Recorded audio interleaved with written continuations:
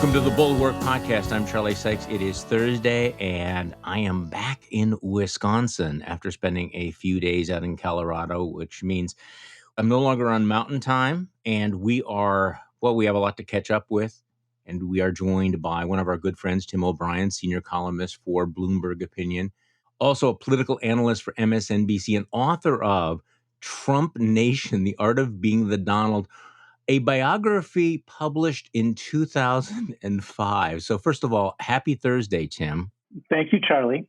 It's 2022 and we're still talking about Donald Trump. Do you feel like you're caught in this doom loop of time warp that we are still talking about this guy?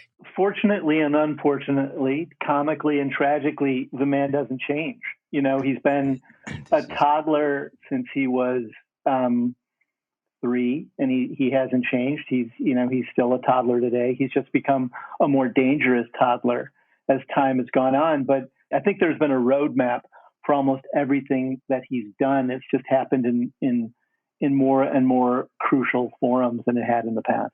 I think this is a central insight into Donald Trump, is that it was always there. He has not changed. He has not morphed. There's not a new Donald Trump. There is not.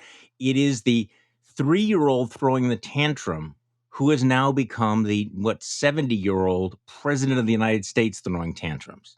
I mean, and there is that through line. And people sort of not taking his danger seriously at turn after turn. You know, there's I think it's Alan Bullock's biography of Hitler, and I am someone who's been very hesitant to draw the Trump-Hitler comparisons because I think it can be facile and alienating. But I said to a friend in 2016 that one chapter in that biography, it talks about Hitler's rise and how German industrialists and conservatives in German politics thought that Hitler was this cartoon character and they were going to control him and he'd be a useful idiot for them. And one of the final lines of one of those intermediate chapters in the book is, and they all were about to learn what it meant to try to ride the back of a tiger. Mm-hmm. And that line has stayed with me since Trump began campaigning in 2015. You know, the inability of his supporters and enablers to really accept the fact that they were enabling and supporting something that was extremely dangerous to democracy and kind of civic dialogue and everything else that we've seen fractured during the Trump era. And of course, we're seeing the same thing now. I mean, and nothing has changed, even, as we learn more and more about his behavior. So we're going to get to that in a moment. So if you could indulge me for a moment, along these same lines, Liz Cheney spoke last night at the Ronald Reagan Presidential Library, part of the Reagan Library's very, very high-profile series, A Time for Choosing, and she was one of the a series of speakers. And what can I tell you about Liz Cheney that people don't already know, except that, 2 things. Number one, she held nothing back on this speech. If people thought that she was going to gloss over this, absolutely not. And then number 2, despite her really scathing denunciation of Trump, all the reports that I'm reading are that Cheney was greeted warmly by this audience, which gave extended standing ovations to her. Now, okay, so there may have been, some Democrats that showed up at all this. She may be getting this strange new respect, but Tim, I want to listen to a portion of this remarkable speech, just a portion of it. She makes it very clear that she is still a conservative Republican. She still believes deeply in limited government, low taxes, national defense, family, all of these things. And then she pivots to saying, okay, so we may disagree on politics, but she talks about the threat we pose now. Let's listen to Liz Cheney, and we'll talk about it on the other side. But I also know that at this moment, we are confronting a domestic threat that we have never faced before. And that is a former president who is attempting to unravel the foundations of our constitutional republic. And he is aided by Republican leaders and elected officials who've made themselves willing hostages to this dangerous and irrational man. Now, some in my party are embracing former President Trump. And even after all we've seen, they're enabling his lies. Many others are urging that we not confront Donald Trump, that we look away. And that is certainly the easier path. One need only look at the threats that are facing the witnesses who've come before the January 6th committee to understand the nature and the magnitude of that threat. But to argue that the threat posed by Donald Trump can be ignored is to cast aside the responsibility that every citizen, every one of us bears to perpetuate the republic. We must not do that, and we cannot do that. Ronald Reagan said it is up to us in our time to choose, and to choose wisely, between the hard but necessary task of preserving peace and freedom and the temptation to ignore our duty and blindly hope for the best while the enemies of freedom grow stronger day by day. No party and no people and no nation can defend and perpetuate a constitutional republic if they accept a leader who's gone to war with the rule of law, with the democratic process, or with the peaceful transition of power, with the Constitution itself. As the full picture is coming into view with the January 6th committee, it has become clear that the efforts Donald Trump oversaw and engaged in were even more chilling and more threatening than we could have imagined. As we have shown, Donald Trump attempted to overturn the presidential election. He attempted to stay in office and to prevent the peaceful transfer of presidential power. He summoned a mob to Washington. He knew they were armed on January 6th. He knew they were angry. And he directed the violent mob to march on the Capitol in order to delay or prevent completely the counting of electoral votes. He attempted to go there with them. And when the violence was underway, he refused to take action to tell the rioters to leave.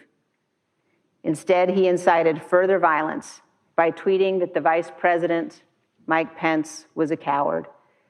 He said, quote, "Mike deserves it." And he didn't want to do anything in response to the Hang Mike Pence chants. It's undeniable. It's also painful for Republicans to accept. And I think we all have to recognize and understand what it means to say those words and what it means that those things happened. But the reality that we face today as Republicans, as we think about the choice in front of us, we have to choose, because Republicans cannot both be loyal to Donald Trump and loyal to the Constitution. At this moment,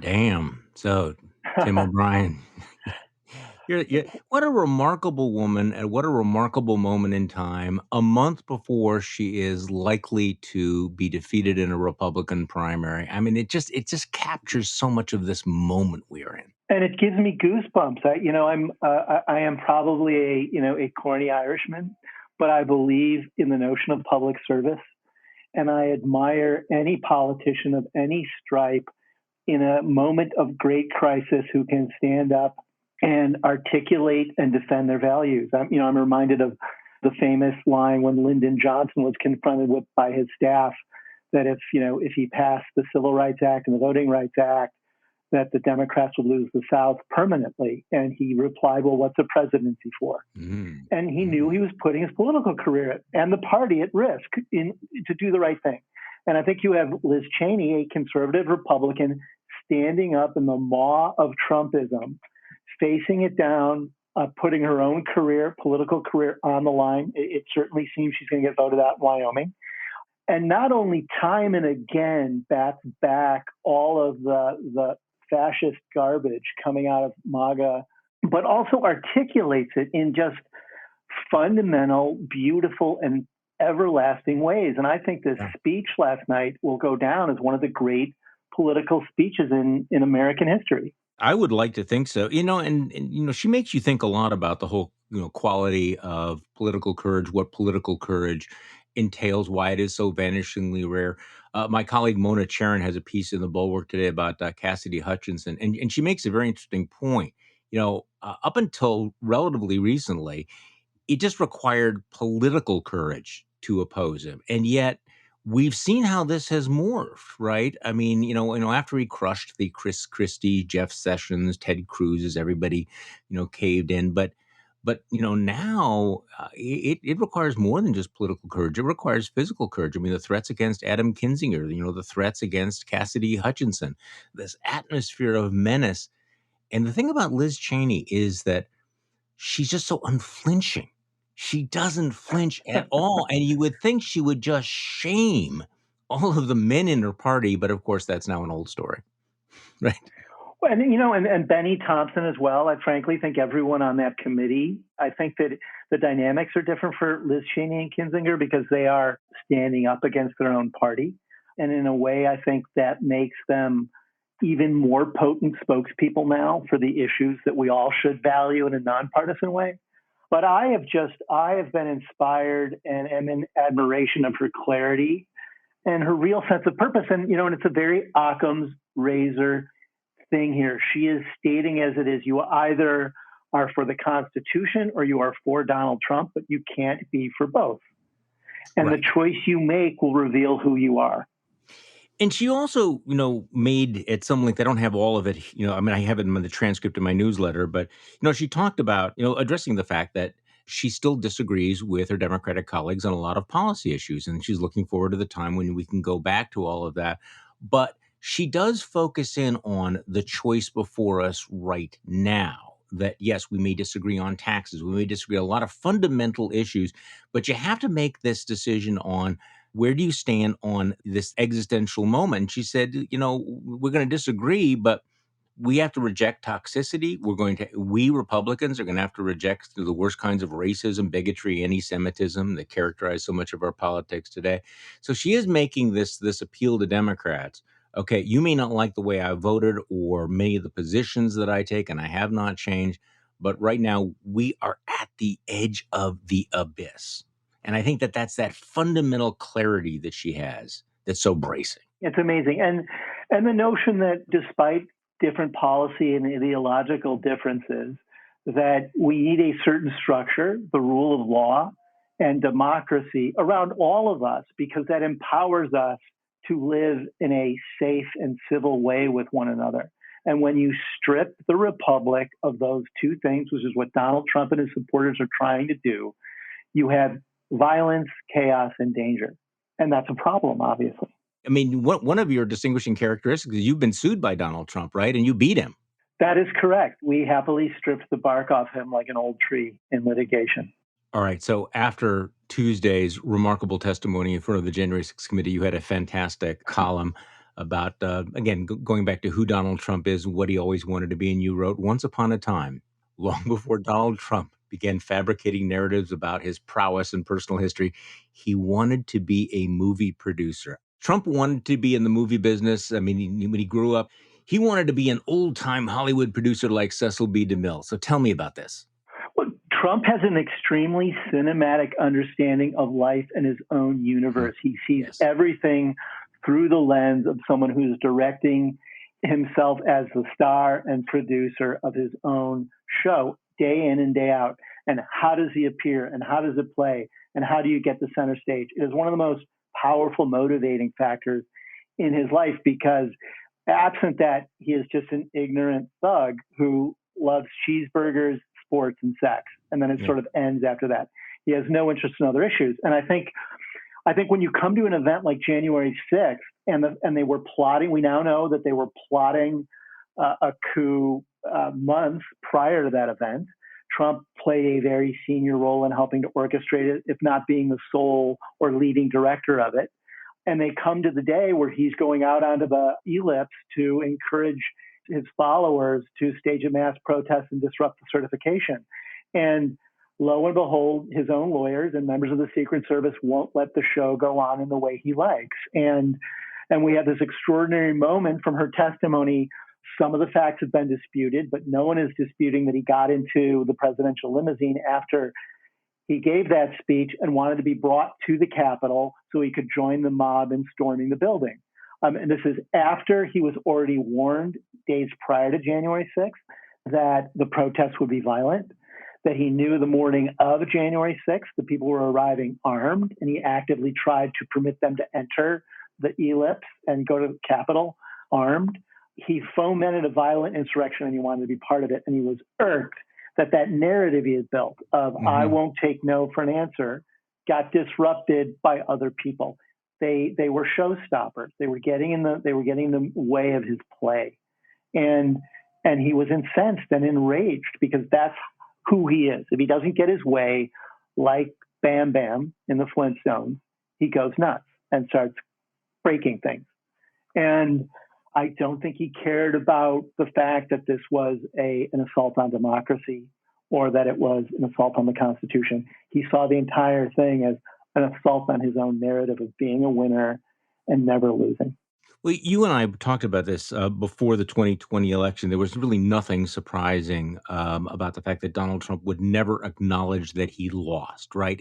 He can never be a loser. Donald Trump cannot lose. He can only be betrayed or cheated, right? I mean, this is deeply embedded in his DNA. Anyone who thought that Donald Trump would graciously concede defeat clearly knew nothing about the character of Donald Trump, which is not a secret, correct? Certainly, I think in some of our discussions, and I did other TV shows and podcasts in the sort of electoral period between November and January in 2020 and 2021, I said, if people think that he's not going to try to burn the house down after losing this election, they're sorely mistaken, because that's who he is. He would rather see everything burned than say, I lost, I was inadequate, people don't like me as much as I thought.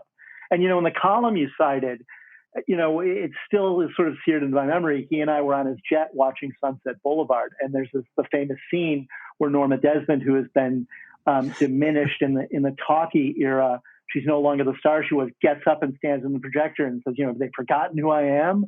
These idiots, these producers, I'll show them I'm a star. These idiot producers, those imbeciles, haven't they got any eyes? Have they forgotten what a star looks like? I'll show them. I'll be up there again, so help me. And during that moment, Trump leans in over my shoulder and he goes, isn't this incredible? This is such an incredible scene. And I think that's him. No one should ever forget I'm a star. And if they do it at their own peril. And I think for him, I'll be a star again means I will be in the White House again, come hell or high water. And I think that's the other thing we have to be really wary of right now. So he looked at Norma Desmond differently. Most people, we look at her as this sort of desperate, clinging, almost pathetic, tragic figure, right? He goes, yeah, that's exactly. Yes. Norma Desmond and Donald Trump, drama queens, at the end of the day. Oh my God, this is so good. It really is. Well, going back to the fact that, he cannot ever accept defeat. The more I think about this, the more, all of this focus on the big lie. Does he believe he lost? Does he not believe that he lost? That those are almost irrelevant. And then you please feel free to push back on me, because the whole, election fraud, big lie is just a pretext for Donald Trump's refusal to acknowledge that he lost, and what he's done in terms of the political culture, as he has convinced millions of people, whether they believe the lies or not, that they should never accept the peaceful transfer of power if it means transferring power to people they regard as evil, as their enemies. And that's kind of an interesting thing. I mean, it's a dangerous development here, that if we have millions of Americans that just decide, okay, so this whole democracy thing is fine as long as we don't let Democrats win because they are so evil, they will destroy the country. So any means necessary are acceptable to prevent that from happening. That's a whole different thing from believing the lie or not believing the lie. Are you following me here? I am following you. The focusing on electoral fraud misses the point, but it also explains why they've never really bothered to, in a coherent way, explain what the big lie is. I mean, you still have, Mike Lindell out there.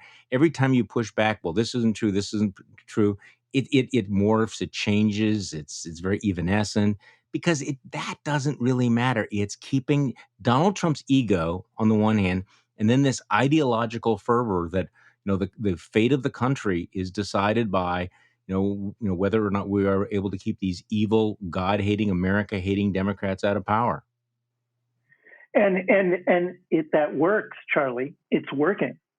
I know. And Fox News is the media enabler of that tactic. Watching the way that Fox responded to Cassidy Hutchinson's testimony, it was essentially a denial of fact. They honed in on the dispute over whether or not Trump lunged at his Secret Service detail and the steering wheel in the car. But then actually went well beyond that. Tucker Carlson was saying, well, no one was armed at the ellipse. That's just factually wrong. And they're calling it an insurrection. And he had a new verb. He said nothing was insurrected. But he's lying to his audience about what occurred because it allows them to stay in their own bubble of an alternate reality and to deny facts in order to allow themselves with, I guess, what they feel is a clear conscience to continue an assault on democracy. And as you say, I think that gets transformed into the Democrats are big government, woke dangers to good old white America, and they have to be stopped. So let's talk a little bit about, and by the way, when Tucker Carlson lies to his audience, I mean, let's be honest here. You know, that's fan service. He's giving them what they're asking. Totally. I mean, I'm Totally. sorry. So we're in this time warp where this now seems so long ago, but it was just like last week, right? That we had the big day on the Justice Department. Well, what happens here? Yes. And how close we came to Donald Trump installing this seditious toady named Jeffrey Clark as the acting attorney general, as the nation's top law enforcement officer. And in your column, you point something which I find absolutely fascinating, which is Trump's peculiar magnetism for grifters. What is that? It is like, in my mind, I've always thought it was like a huge magnet that just like attracts these filings of all the worst people in the world. They gravitate toward him.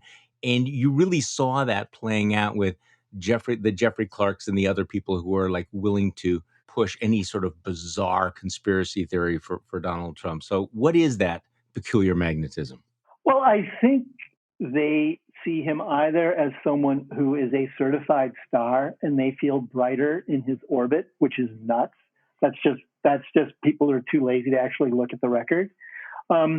There's other people, I think, who see him as a useful idiot and they can further their own aims through him. I would put Bill Barr in that category. Mm-hmm. But his central insight, Trump's, is he has this reptilian sensibility about people's weaknesses.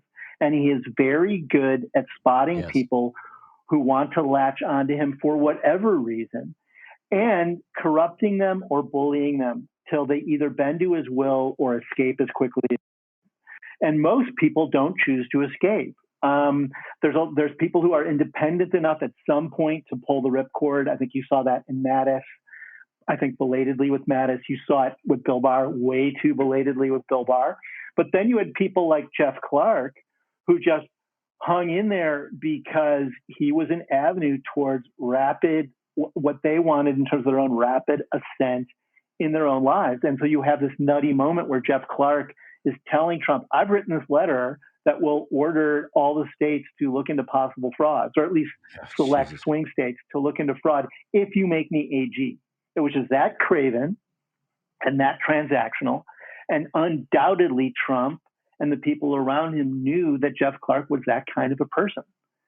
And that is one of the many things that makes him unfit to hold the most powerful office in the world, is because it's not just him. He surrounds himself with C-minus players who are craven and ignorant. So you called up Michael Cohen, his former personal attorney, who had, I thought, some interesting insights. He said, I believe that everyone in Trump's inner circle are all fundamentally missing something in their lives. For me, Cohen told you, I had just come off a series of health issues. When I was asked to join the Trump organization, I had missed the excitement.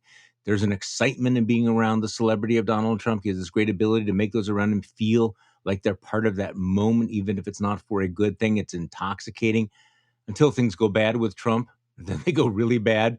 Ultimately, those who are in his inner circle end up having their lives turned upside down. And for what? For who? And so, as you point out, there's this long parade of people, who have indulged their inner Donalds once the former president tapped them on the shoulder. Some of them, this is some of them were already steeped in the dark arts. Roy Cohn, Roger Stone, Steve Bannon come to mind. Others went rogue once Trump showed them the way. Jeffrey Clark counts as one of those. And you just think of these people who are the legislators, the people who requested the pardon. I mean, that's another group, Andy Biggs, Mo Brooks, Matt Gaetz, Louis Gohmert. Marjorie Taylor Greene, Scott Perry. What a Yeah. rogues gallery of mediocrities, clowns, and bigots. I mean, good grief. I mean, Marjorie Taylor Greene, in what other alternate universe would someone like her even have a national platform? But for the fact that she is an unhinged MAGA loyalist who will say anything that Trump needs her to say to defend his worldview and his crimes, essentially.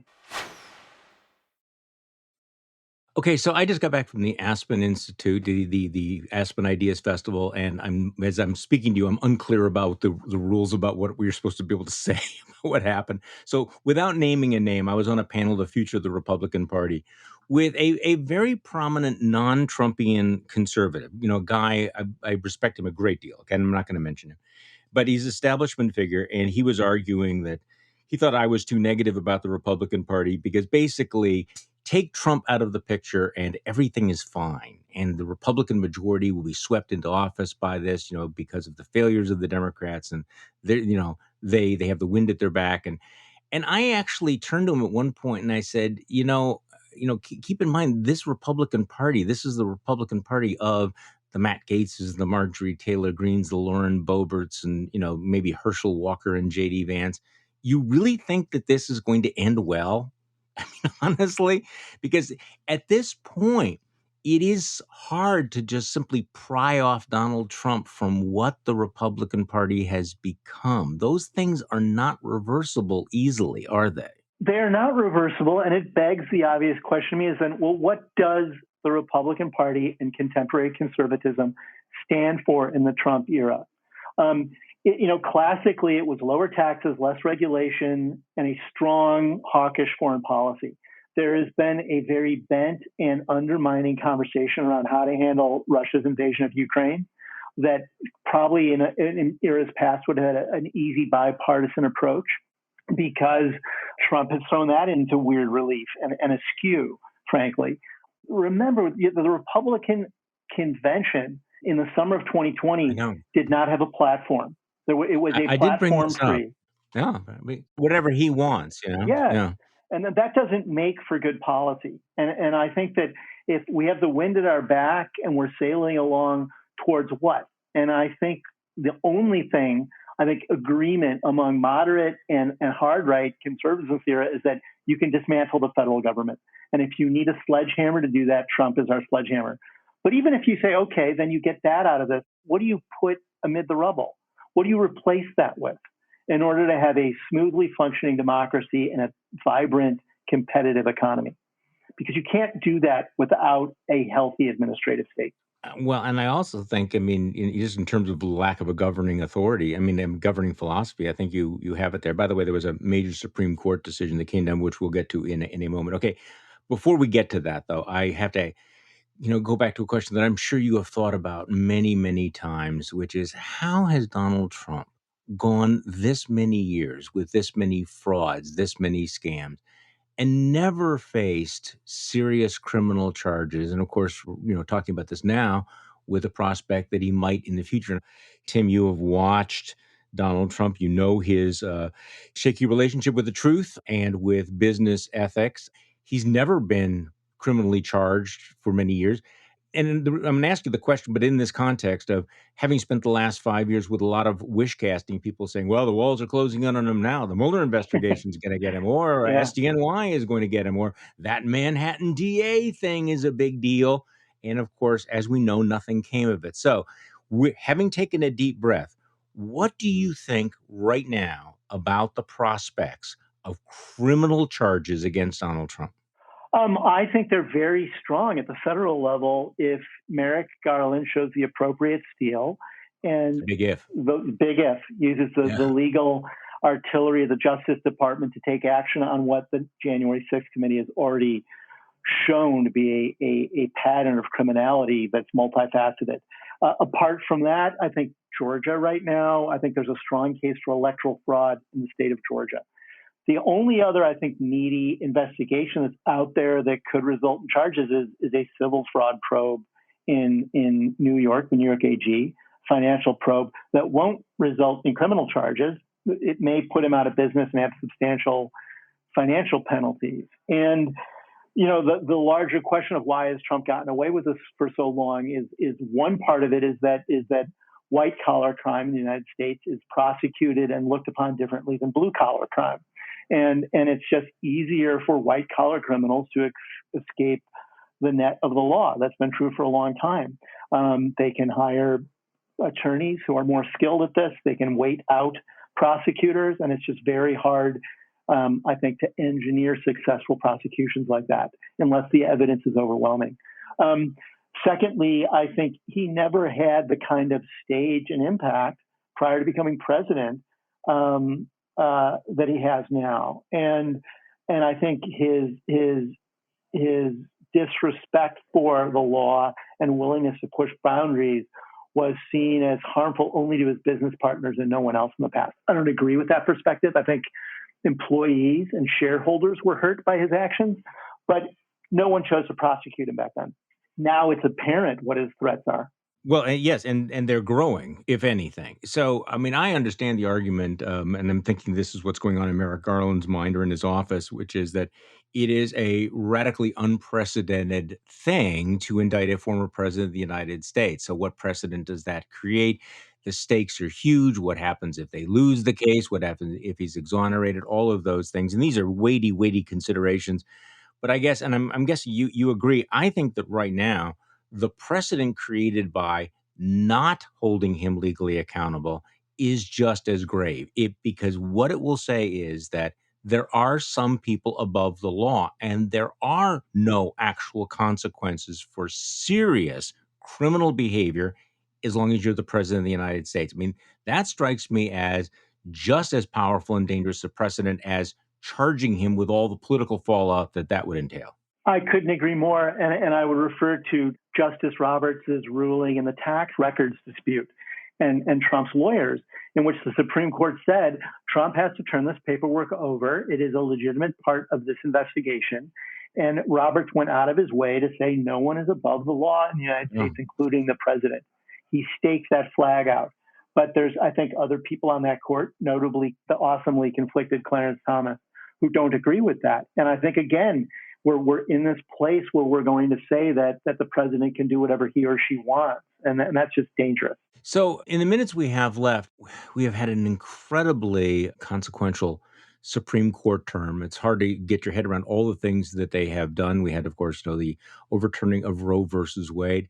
One could certainly argue that the greatest success of the Trump presidency was his, seizure of control of the U.S. Supreme Court. I mean, from the point of view of many conservatives like the Federalist Society, they feel vindicated. They feel that all of the things they have done are justified because you now have a 6-3 conservative majority, which is not showing the kind of restraint that quote unquote conservative justices have shown in the past. I thought it was really interesting that Chief Justice Roberts, staked out a sort of a centrist position on the Dobbs case, saying we can uphold the Mississippi law, but we don't need to take a wrecking ball to all of these precedents.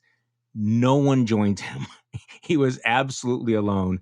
You have the majority overthrowing these major precedents. And today we have a new ruling down, and wanted to get your thoughts on that. Again, 6-3. The Supreme Court has dramatically limited the EPA's power.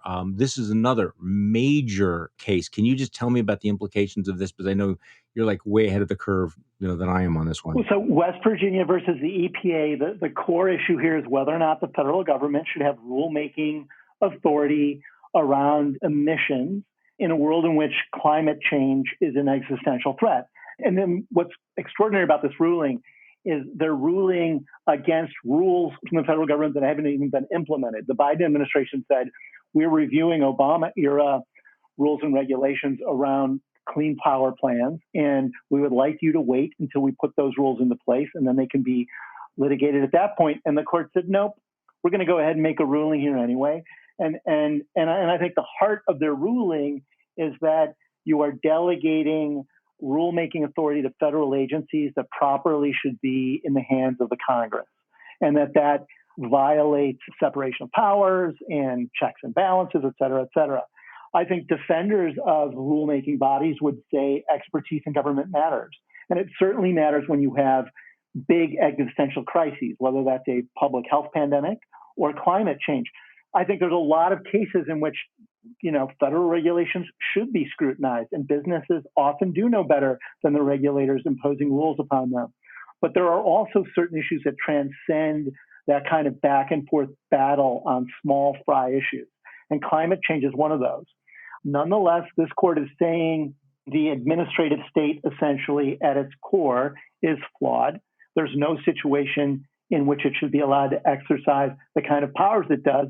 And we're going to begin chipping away at that. And that's what this ruling is a flag being planted around that issue, I think. It is, and it's a major decision. And let me just take the sort of the other point of view on all of this, that, we describe some of these other decisions as somewhat radical. This strikes me as being very much in the conservative legal tradition to say that Congress has abdicated or abrogated too many of its responsibilities and its authority to non-elected administrative bodies. I mean, there is a principle there.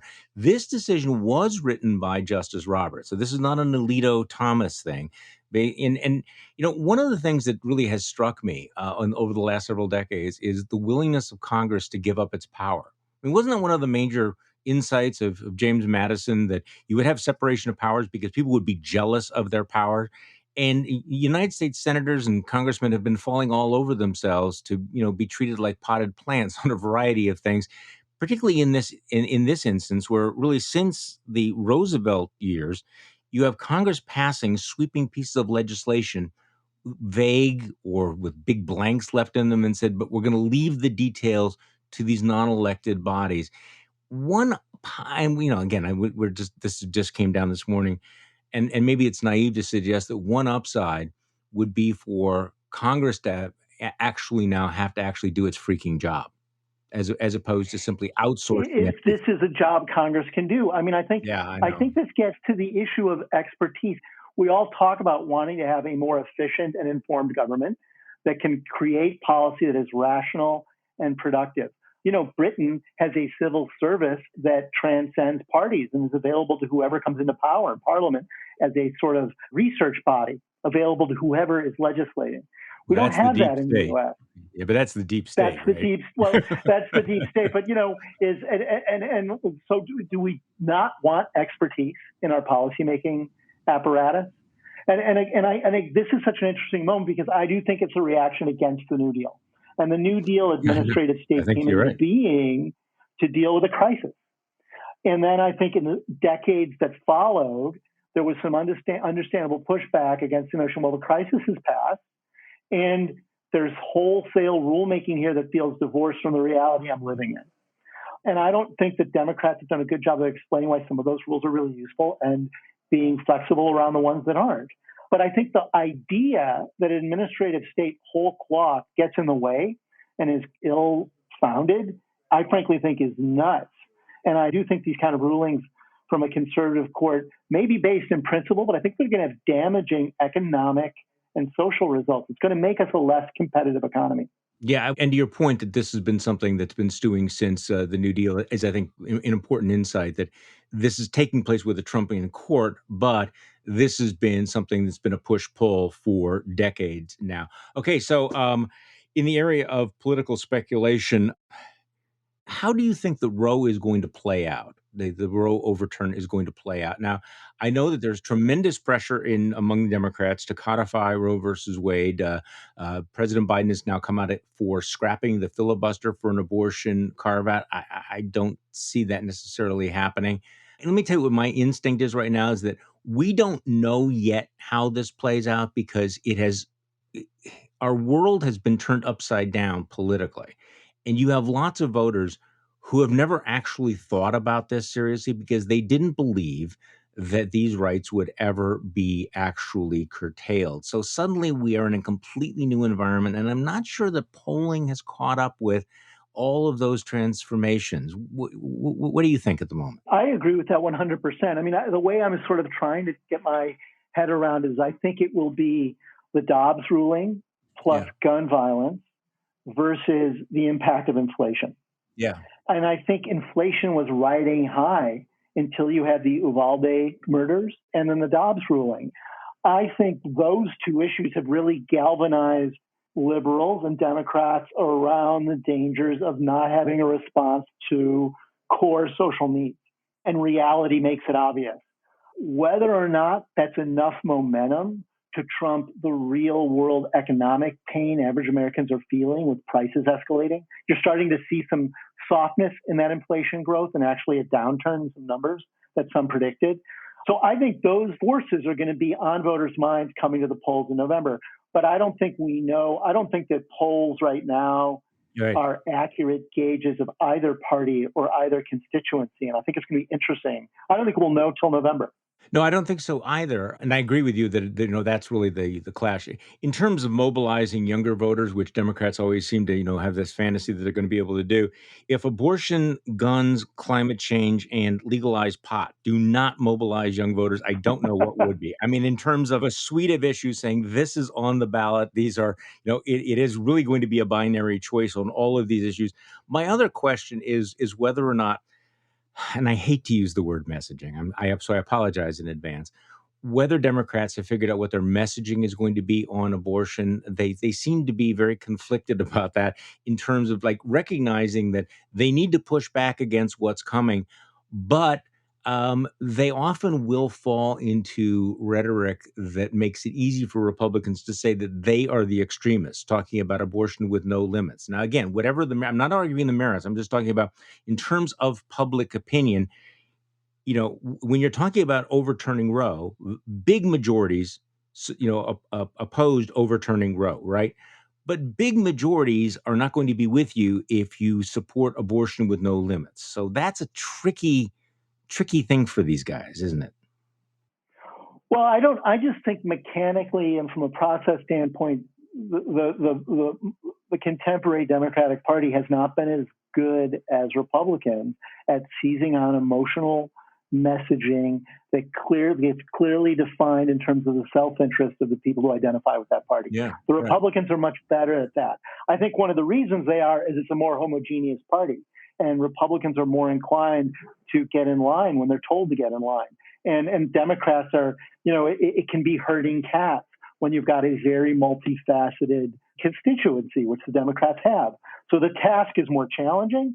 But even given the challenge of the task, the Democrats don't understand that a lot of this is a knife fight. And the Republicans do, And when the Democrats are on the steps of the Capitol singing God Bless America, while the Republicans have already successfully stacked the Supreme Court and are running roughshod over the legislative process in Congress, it's like it's great to sing a song, but you really need to engage on messaging and street fighting, political street fighting. I don't mean violence, but political street fighting. And these are wake-up calls, I think, for the Democrats, because you now have huge legislative changes that are seismic. And they're the result of long-term Republican planning, methodical planning, and message engineering. And both of those things have been flaws, I think, in the Democratic Party. Tim O'Brien, thank you so much for coming back on the podcast. As we were talking, I was thinking we got to get you on more often. It's a privilege to be on, Charlie, and it's always fun. I enjoy our conversation. The Bulwark podcast is produced by Katie Cooper with audio production by Jonathan Siri. I'm Charlie Sykes. Thank you for listening to today's Bulwark podcast, and we'll be back tomorrow. We'll do this all over again.